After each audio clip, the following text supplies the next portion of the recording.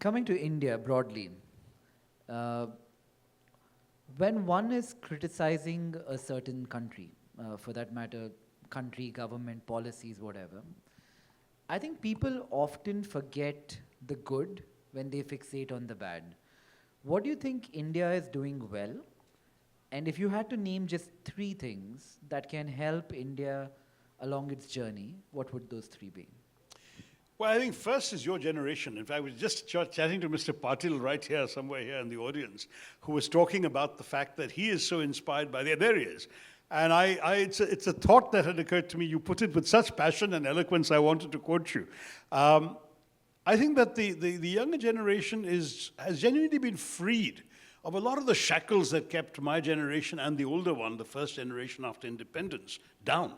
I think people were tied down, first of all, by the whole colonial experience, the baggage, the problems we saddled with, the sense of the sort of inferiority complex that many were saddled with at a certain time.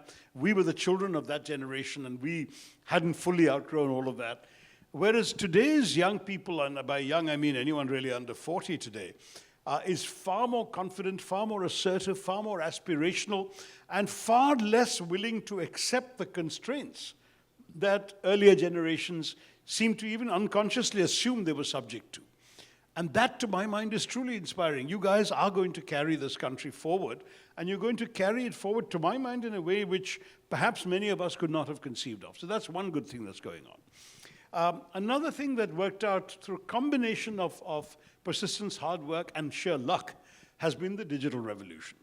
It started off with the 90s when, fortunately, the regulators didn't know what was going on and sort of allowed the whole IT business to grow dramatically, and the software production and the internet regulation, the cables being laid across under the ocean and so on. And Y2K came along, and suddenly India came of age in the global thing as a source of internet wisdom and IT and business process offshoring and all that. So you know the stories. And I think that has been quite remarkable. Today, the Indian tech stack is spoken of with a lot of reverence. The payments interface, UPI, is the envy of many countries, and many people say it may well supplant the American SWIFT one day or soon enough, and so on. The way in which Indians, using Indian brains, have been able to apply digitization to various aspects of our lives, including helping the poorest of the poor. I think that has been transformative, and that's the second big thing that I would cite. The third thing that India is doing right is not forgetting that I heard somebody mention superpower a little earlier. I want to say, wait a minute, we're still super poor. We still have a couple of 100 million people who are living barely this side of the funeral pyre.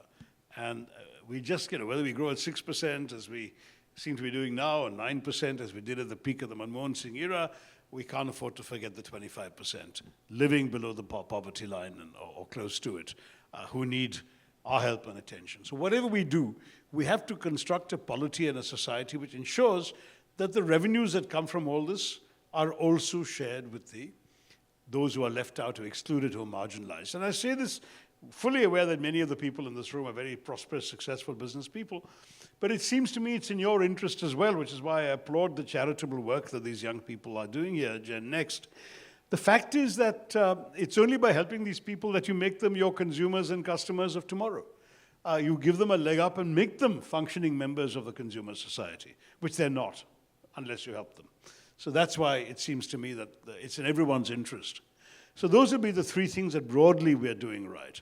But then you've got to balance them with some of the things we're doing wrong. I mean, with the digital revolution, you've got the shambolic state of our cybersecurity. Horrifying to read yesterday that 850 million names, Aadhaar cards, and passport details, photographs, everything have been leaked and are available for sale on the dark web. Somebody hacked the Medical Council of India, which had all this data from the vaccinations done in India over COVID. And it's all over the dark web. Anybody can spend the money and get all your information and use that to perhaps try and hack into your bank accounts and God knows what else they can do. So it's horrifying that that sort of stuff should happen. There's no point being a digital genius or giant and not be able to protect your own back door. So that's something that worries me. When we look at the poverty problem, we also know that a lot of the stuff is very temporary. You know, you give away a freebie, but you don't actually enable the person, you don't empower the person, you just prevent them from starving. Right? I mean, that old cliche about give a man a fish and you give him a meal, teach him how to fish, and he'll never starve again. That's where are we teaching the poor to never starve again? That isn't happening in a lot of this stuff. So that's the second thing which isn't working all well. And then with the younger generation, yes, you guys, there are many, many examples of young people doing all that well, but there are also too many people getting left behind because we're not doing enough skill development and education. And that frightens me because, you know, there's nothing more dangerous for a society, any society, than legions of uneducated or undereducated, unemployed and possibly unemployable young men. Because they could be a real danger to everything we've talked about that's going right. So each of the three things I've said, positive, there is an underside as well. There's a cloud and a silver lining. And we've got to see which one prevails, and that, fortunately, may be a job for your generation rather than mine.